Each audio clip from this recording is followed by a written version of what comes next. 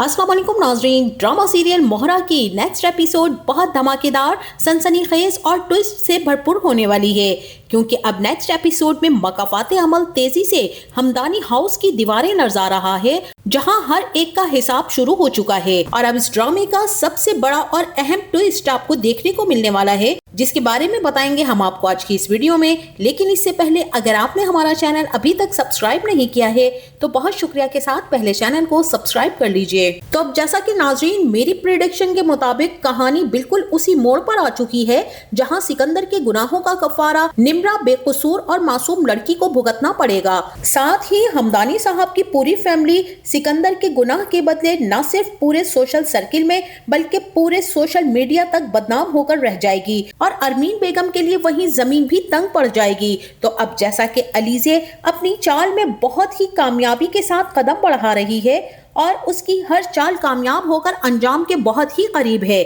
सिकंदर का अंजाम जो कि इस खानदान को ले डूबेगा।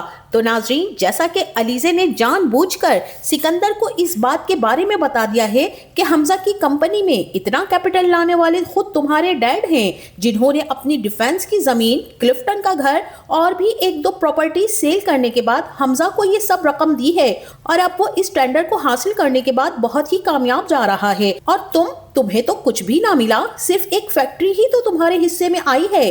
अलीज़े का तो सिर्फ बताना था और सिकंदर का जिस तरह से हमदानी साहब के आगे चिल्लाना था, यहाँ हमदानी साहब भी अपनी औलाद के इस रवैये की जिम्मेदार सिर्फ और सिर्फ अरमीन बेगम को ही ठहरा गए। और ठीक ही तो कहा है हमदानी साहब ने कि जो माएँ अपने बच्चों के ऐब उनके बाप से पोशीदा रखती हैं और उनकी गलतियों को नजरअंदाज करने के बाद इतनी ढील दे देती हैं कि औलादें खुद सर, खुद गर्ज, लालची और बदलिहाज होने के साथ बेशर्म भी हो जाती हैं। यहाँ हमदानी साहब का अरमीन को बिल्कुल ठीक कहना था। यही औरत तो इनके सारे घर में फसाद की जड़ है, जिसके गुरूर, तकब्बुर, अना और जिद ने हमदानी साहब का घर उजाड़ कर रख दिया है। तो अब अरमीन बेगम अपनी औलादों के करतूत तो छुपाती रही हैं, लेकिन अब उनकी औलादों के सारे करतूत सबके सामने खुलने वाले हैं और अरमीन बेगम के पैरों तले जमीन निकलने वाली है। और वहीं अब निम्रा की शादी के दिन भी करीब आ चुके हैं, उसकी सारी की सारी तैयारियां भी मुकम्मल हो चुकी हैं। इसीलिए निम्रा इस शादी को टालने के लिए अलीज़े के पास जाने का सोचेगी, जो कि पहले ही दाइम के गायब हो जाने पर परेशान है और उसके घर भी जाकर पता कर चुकी है, जहां उसे मालूम हुआ कि वो तो बाहर चला गया है। और निम्रा अब दाइम के बारे में अपनी परेशानी अलीज़े से शेयर करने के लिए जैसे ही जाने लगेगी, तभी उसकी अचानक तबीयत खराब हो जाएगी, उसे वॉमिटिंग होगी और तबीयत बेहाल हो जाएगी। अलीज़े निम्रा को देखने के लिए और उसकी तबीयत पूछने के लिए जैसे ही उसके कमरे में आएगी, तो हो सकता है कि यहाँ निम्रा अलीज़े को अपनी सच्चाई बता दे कि किस तरह से उसने दाइम से निकाह कर लिया है और वो अब प्रेग्नेंट भी है, इसीलिए वो रेहान से शादी नहीं कर सकती है। या फिर ये भी हो सकता है कि ये बात अभी राज ही रहेगी। बहरहाल यहाँ पर निम्रा की मेहंदी की तैयारियां होना शुरू होंगी और अरमीन बेगम भी ज्वेलरी बॉक्स उठाए निम्रा के रूम में आएंगी, उसे कहेंगी कि इसमें से तुम्हें जो भी पसंद है वो पहन लेना। यहाँ निम्रा अपनी माँ से यही कहेगी कि जब दुल्हा पसंद करने का हक मुझे नहीं था तो फिर जेवरात पसंद कौन करे या नहीं, इससे क्या ही फर्क पड़ जाएगा। निम्रा के उतरे हुए चेहरे और परेशानी को देखते हुए अरमीन बेगम यही कहेंगी कि मेरी जान, रेहान एक बहुत समझदार और अच्छा लड़का है, वो तुम्हें बहुत ही खुश रखेगा और देखो तुम्हारी सास भी तुम्हें कितना पसंद करती है ना।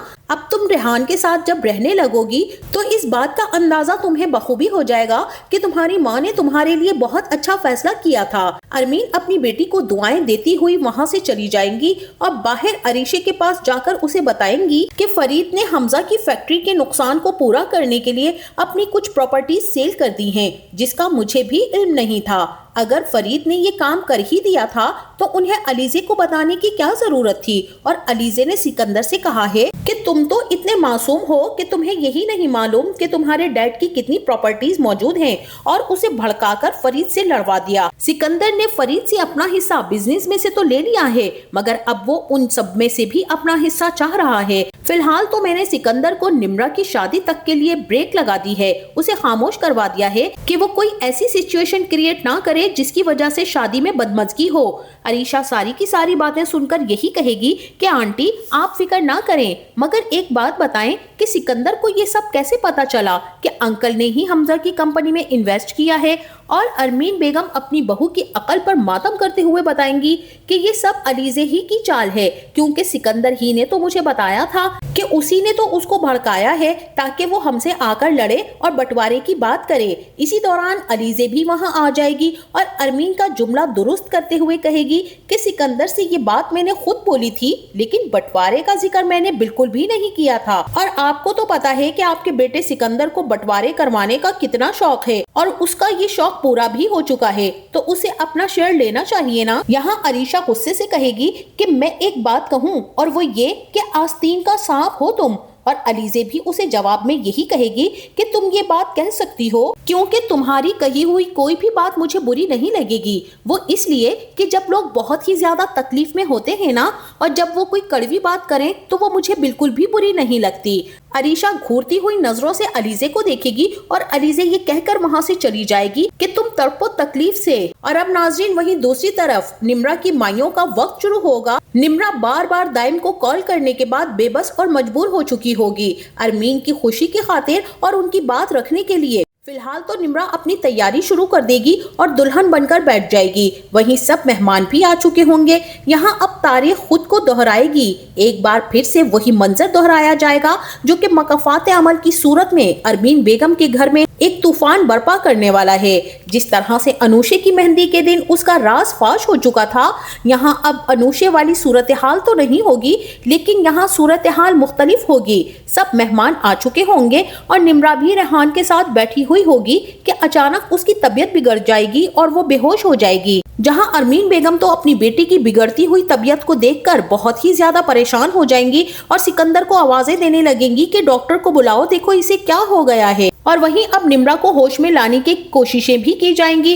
اب جیسے ہی نمرا کو ہوش آئے گا تو اسے پھر سے وامٹس ہونا شروع ہو جائیں گی، اور نمرا جیسے ہی تھوڑا سا سنبھلے گی تو وہ علیزے سے ایک بار پھر سے ریکویسٹ کرے گی کہ بھابی آپ پلیز یہ شادی رکوا دیں، میں یہ شادی نہیں کر سکتی، اگر کسی نے بھی میری بات نہ مانی تو میں خود کے ساتھ کچھ کر گزروں گی۔ علیزے کے سامنے تو انوشے آ جائے گی اور وہی منظر ہوگا اس کے سامنے، وہی الفاظ، وہی تڑپ، وہی تکلیف اب نمرا محسوس کر رہی ہے، جس کا کوئی قصور بھی نہیں تھا۔ جس طرح انوشے کا قصور نہیں تھا، قصور تو صرف محبت کا تھا، جس محبت کے دھوکے میں انوشے کی زندگی برباد ہوئی۔ آج اسی دھوکے میں نمرا بھی مکافات کی چکی میں پس رہی ہے، وہ بھی صرف اپنے بھائی کے گناہ کی سزا بھگت رہی ہے۔ اور وہیں دوسری طرف اب سب مہمان باہر بیٹھے باتیں بنا رہے ہوں گے، جہاں فائزہ ارمین پر زور ڈال رہی ہوں گی کہ آپ نمرا کو باہر لائیں، اس کا نکاح آج ہی ہوگا، ورنہ یہاں جس طرح سے لوگ باتیں بنا رہے ہیں انہیں بھی تو جواب دینا ہے نا، اور ان کے منہ بھی تو بند کرنے ہیں۔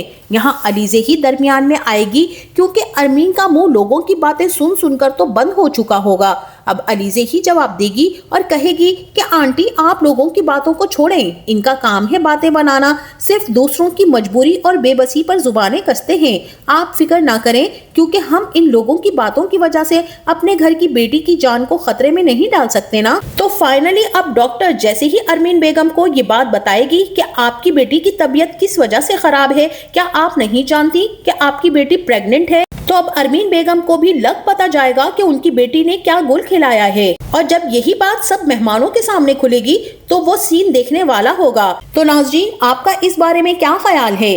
کیا نمرا اپنی جان لینے کی کوشش کرے گی یا پھر علیزے اسے بچا لے گی؟ اور کیا سکندر کو نمرا کی اس حقیقت کا پتہ لگ جانے کے بعد اپنے گناہوں کا اندازہ ہوگا کہ جو کچھ اس نے انوشے کے ساتھ کیا اب وہ اس کی اپنی بہن کے ساتھ ہو گیا ہے؟ تو سکندر یہاں کیسا محسوس کرے گا؟ سکندر کو یہ سب دیکھ کر کیا اسے خود پر غصہ آئے گا یا نمرا کی زندگی پر پچھتاوا ہوگا؟ اور کیا نمرا اپنی جان لینے کی کوشش میں اس دنیا سے ہی چلی جائے گی؟ اس بارے میں ہمیں اپنی رائے سے ضرور آگاہ کیجیے گا۔